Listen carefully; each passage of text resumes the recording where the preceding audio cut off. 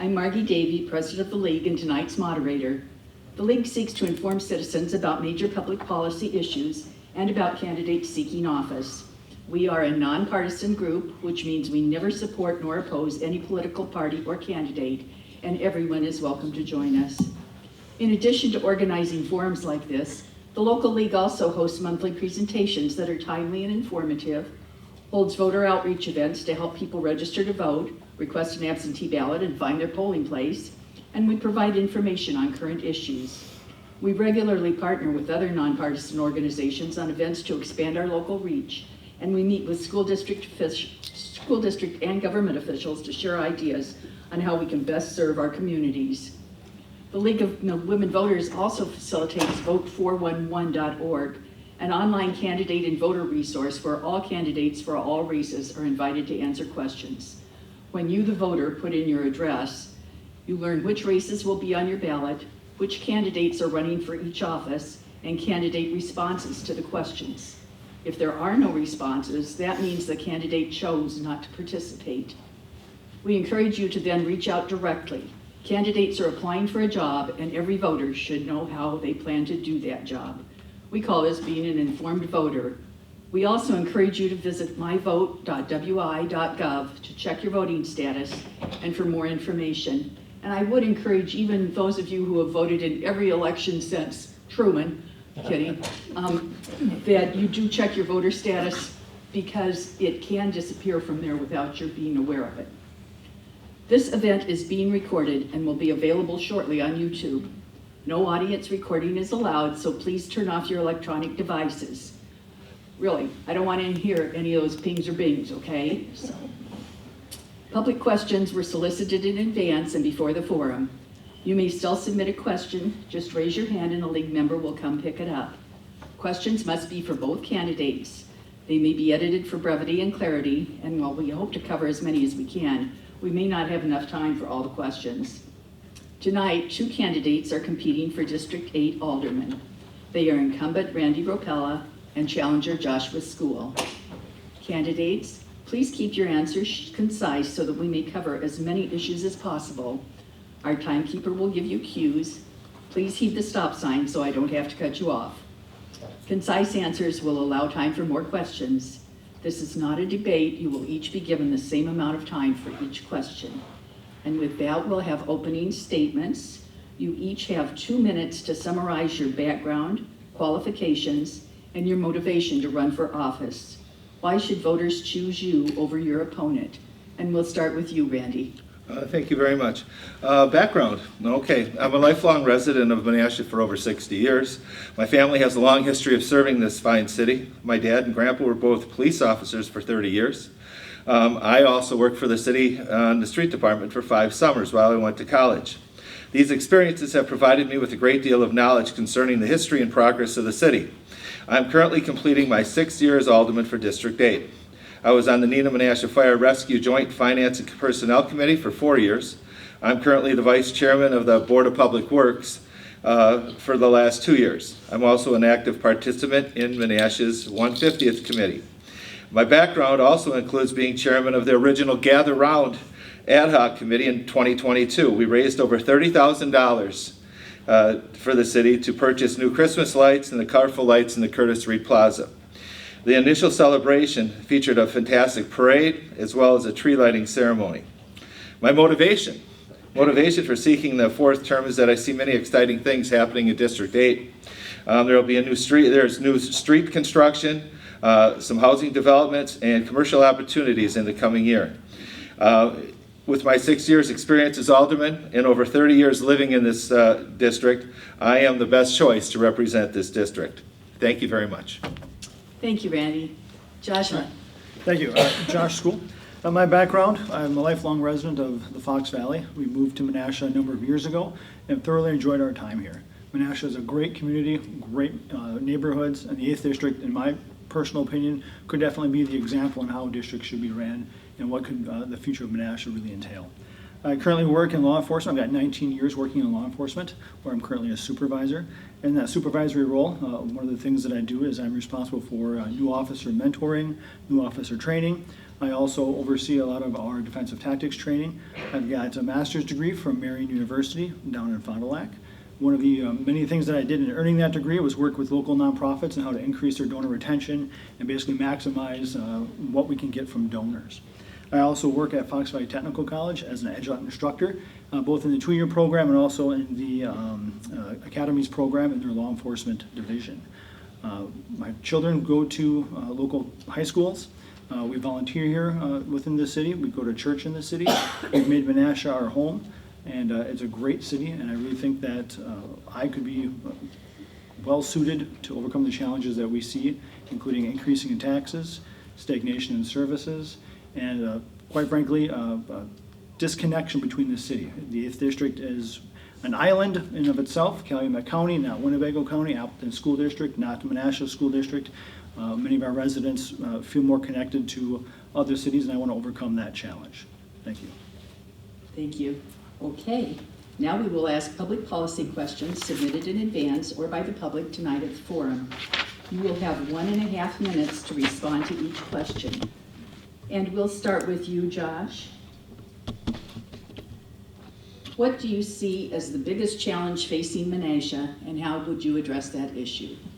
The biggest challenge that we face is affordable housing. Affordable housing isn't just a buzzword, it really has actual meaning. When we look at affordable housing, one of the things that we need to understand is what affordable housing is. I personally believe that the market should dictate what homes cost, and I believe that the market should dictate what affordable housing is. We need to work with realtors, developers, our own community development department to not only bring people here to Menasha, but also to showcase our strengths, what we have to offer. We also need to make sure that when we are looking at affordable housing, that we aren't in a position where homes are losing value, where a person purchases a home in Menasha and several years down the road, because of variance in code or blighted properties or just improper zoning, their biggest investment is now worth less than when they purchased it. And so I think through code enforcement, working with realtors and other professional associations, we can not only protect your biggest asset, but also the biggest revenue stream that the city has, and that is the property. Thank you. You might actually want to just pull your mic a little closer to you. Sure.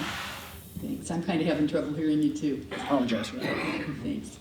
Randy, the same question. Do you need me to repeat it? Yes, please. What do you see as the biggest challenge facing Menasha, and how would you address that issue? Well, we've got a number of challenges. Our debt is still over $30 million. We're still trying to, we're landlocked, so we've been trying to increase the number of apartments in our city. Lots of buildings have been reconditioned to be apartments downtown. We're working on getting more businesses into our city and trying to keep our taxes somewhat stable. They were stable this last year. They only went up like a couple percent. We're fighting a battle with continually salaries increasing, health insurance increasing, and so we've done a really great job with that. So challenges with the debt, with our taxes stable, housing as well. We've got a myriad of housing. We've got apartments downtown. We've got a great big new development out in the 8th District, 55 and older plan. We also have some other housing that's going to be planned up in other parts of the district, 8th District. So we're trying to expand as much as we can. 8th District is the one that's able to have lots of room, so lots of room for expansion. So continuing with lowering our debt, keeping our taxes stable, and increasing the housing stock in our city. So thank you very much. Thank you. Coming back at you again, Randy. Sure. What are your plans to continue the revitalization of downtown and support the existing businesses? Our downtown has been a battle for a number of years. We put the marina in, we've made some housing improvements, changed over some of the older buildings into housing, trying just to get people to visit downtown. We have a myriad of different smaller shops, trying to get just the traffic flow, people to visit downtown. We've got lots of buildings that are just empty, and we need to try to, they're absentee owners, and we just are struggling to get those empty buildings turned around. So hopefully that can get done. I don't have a plan to get those turned around. They are extremely high-priced buildings, and so just continue working on that. We've also had a bid. We could have a building or a business improvement district. We could establish something like that. We used to have a downtown improvement council, kind of where the businesses work together to sponsor activities. So hopefully we can bring that back and try to get them to work together. They're not making a whole lot of money downtown. There's some good businesses down there that are thriving, but others that see very little business. So that's kind of a tough thing. So thank you very much. Thank you. Josh? I'll take the question again, just make sure I Okay. get all the details. What are your plans to continue the revitalization of downtown and support the existing businesses? Much like all roads used to lead to Rome, I want all trails to lead to downtown Menasha. I think that Menasha, being your place on the water, is not just a saying. We can utilize that infrastructure that we have, that beautiful shoreline, the lake, our parks, and get people down into downtown Menasha to recreate. We've got some wonderful apartments in downtown Menasha. We've got wonderful shops. We've also got a library that technically isn't downtown, but let's be honest, it's 2 blocks away.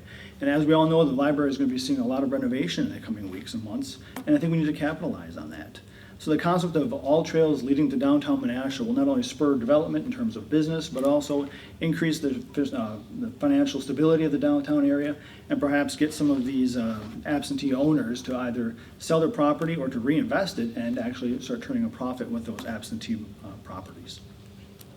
Okay, and this is a follow-up question to that, so I'm going to go back to you, Randy. This is only a 30-second question, though. Got it. Sure. How would you revitalize something like an industrial park?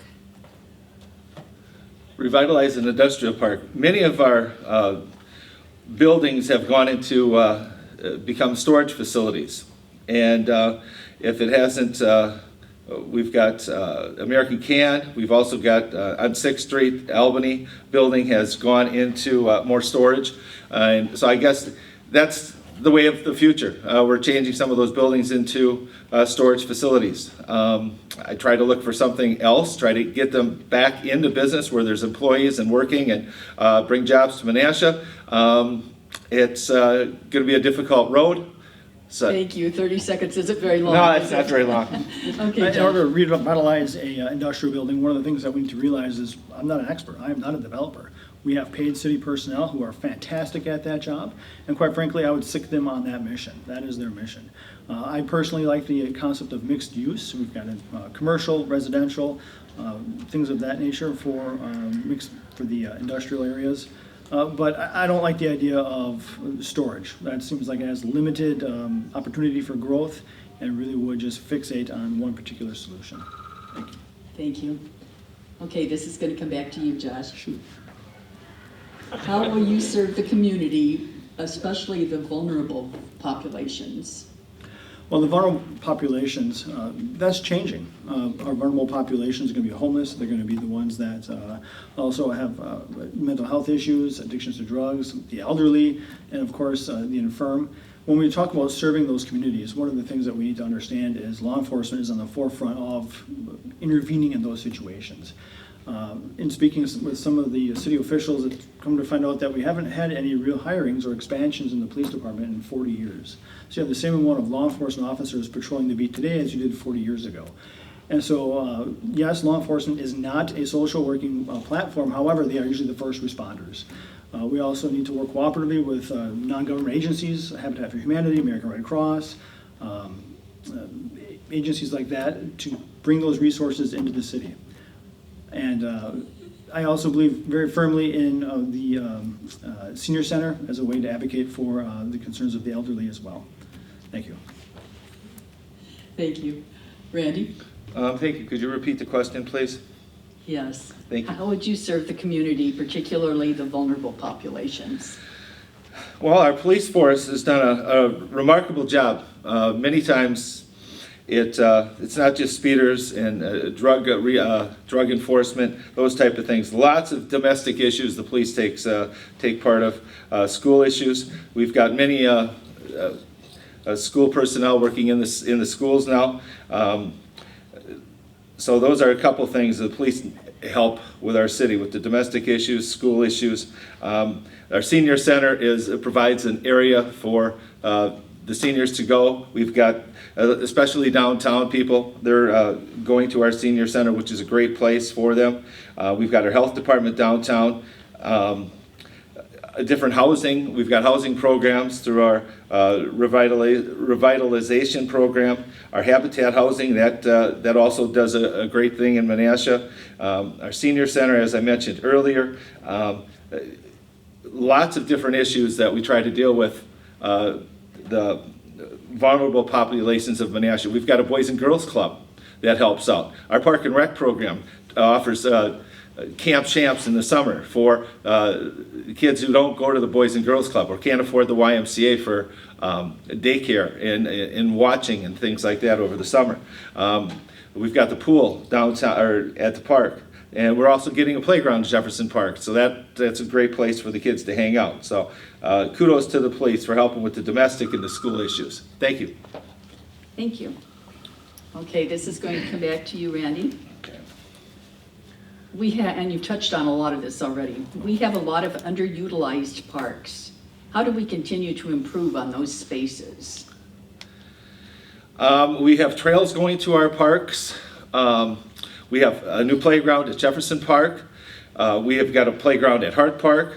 Keegan School's got a great playground that the school installed. Trying to get those kids active and out of the house and not on their iPad or on their phone, and trying to encourage them. We've got lots of trails in our city.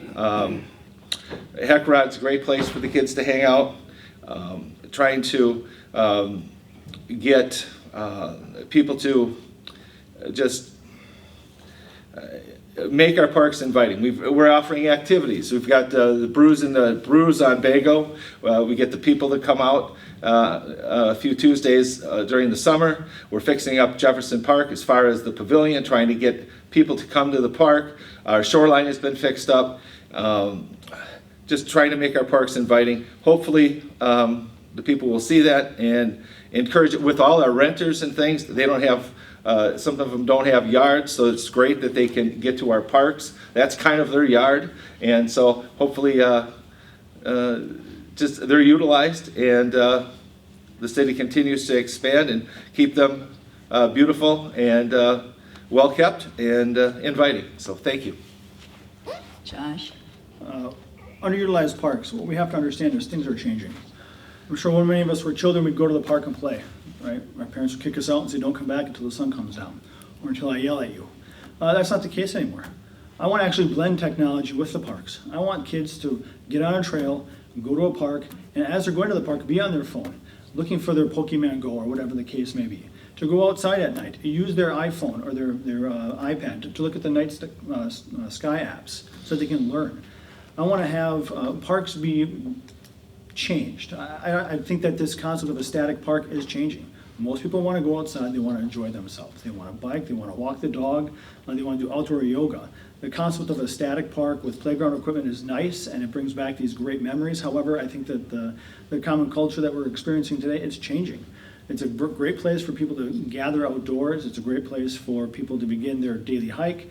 For moms, dads to sit there with their kids, drink their coffee as their kids play, or even just read. I would like to definitely meld the library with our park system as well, so that people can go outside and enjoy a good book in the shade of a great tree and enjoy the fruits of their labor. Thank you. This question, I think we only need a minute for. If voters don't want, and this goes to you first, Randy, Josh, I'm sorry. That's okay. If voters don't want something passed in a neighborhood, would you pass it anyway? That's a difficult question to answer because generally speaking, the squeaky wheel gets the grease. And so generally speaking, when there is a complaint about something, it's usually those who are opposed to it that come out and are the most vocal. And so it really does come down to being an engaged member of the community, to be an elected official who is like keeping your citizens informed of what's going on, giving them as much notice as possible on what's on the agenda for upcoming meetings, holding semi-annual or quarterly meetings at the library or at a local restaurant, so that people can show up and discuss what's going on. At the end of the day, it's not something I can say yes or no to right now because the hypothetical issue isn't in front of us, nor is there a hypothetical set of circumstances for us to debate at length. So it could happen. Will it happen? Possibly. I cannot say yes or no. Thank you. Randy? Thank you. Repeat the question, please.